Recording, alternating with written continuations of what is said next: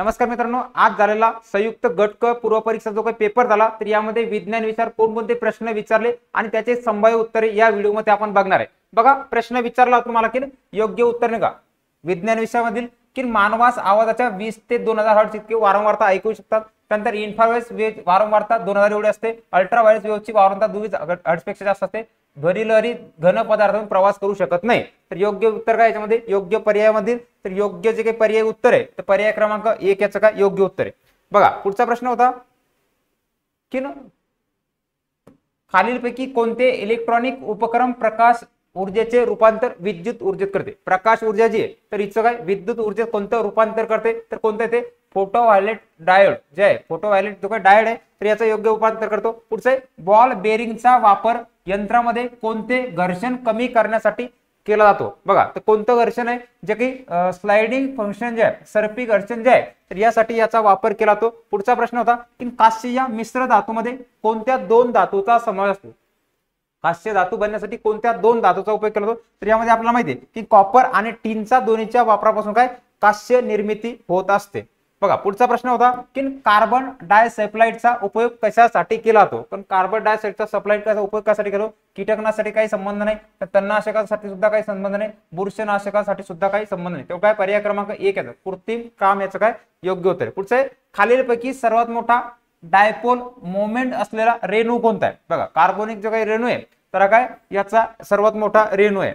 पुढचं आहे की ज्या काही पेट्रा मायझोन मध्ये कशाद्वारे अँटीक्लायटोज स्त्रावलं जातं तर कशाद्वारे स्त्रावलं जातं ते काही लाळ ग्रंथी आहे तर लाळ ग्रंथीद्वारे स्त्रावलं जातं। पुढचा एक कांगारू हा प्राणी कोणत्या फाईलमध्ये कोणत्या वर्गामध्ये मोडला जातो तर हा कोणता सस्तन वर्गातील प्राणी आहे जो पिलं देणारा। त्यानंतर पुढचा जोड्याला प्रश्न तुम्हाला विचारला होता की वर्गावर असणारी प्राणी आणि त्याच्या ऑर्डर प्रमाणे तर आपल्याला माहिती आहे की गांडूळ काय भारतीय गायीचा कृतकळी लिचे मधमाशी तर आपल्याला एक जरी पर्याय माहित असलं तरी सुद्धा आपण काय याचं उत्तर काढू शकतो। बघा की आपल्या जी काही घरामधील जी काही मधमाशी आहे बघा मधमाशी कोणत्या वर्गामध्ये मोडते तर मधमाशी जी आहे तर मधमाशी ही ऑक्टोपेरिस्टोफोरा सॉरी याचं जे काही आहे बघा जी काही मधमाशी जी आहे तर मधमाशी आपल्याला सर्वांना माहिती की घरामध्ये असणारी मधमाशी जी तर मधमाशी ही काही जे काही गनाथोबोडिल जो वर्ग आहे तर या ऑर्डर मध्ये ती मोडत असते। एक जरी माहित असलं आपल्याला काही सर्वांचे उत्तर आपण काही इथं काढू शकतो। त्यामुळे पर्याय क्रमांक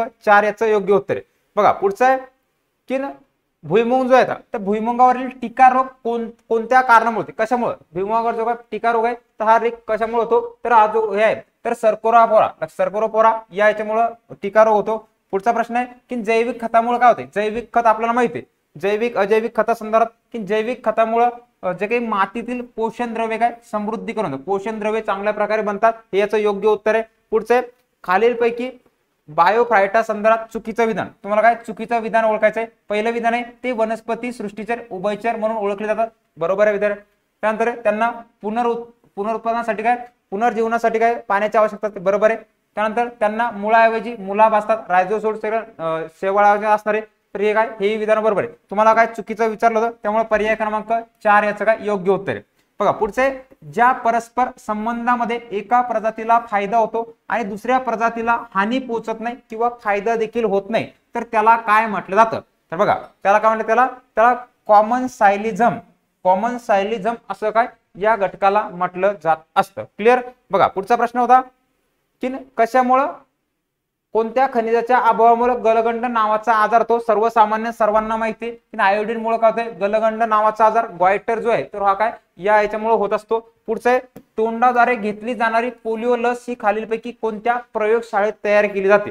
बघा, तर कोणत्या प्रयोगशाळेत आपल्याला माहिती आहे पोलिओ संदर्भात असणाऱ्या जसं की Hopkin bio formulation corporation limited हे काय योग्य उत्तर आहे। पॅनेशिया बायोटेक हे आपल्याला माहिती आहे तर काय पोलोमेड गाझियाबाद हे सुद्धा योग्य आहे। त्यामुळे पर्याय क्रमांक 3 याचं काय योग्य उत्तर आहे।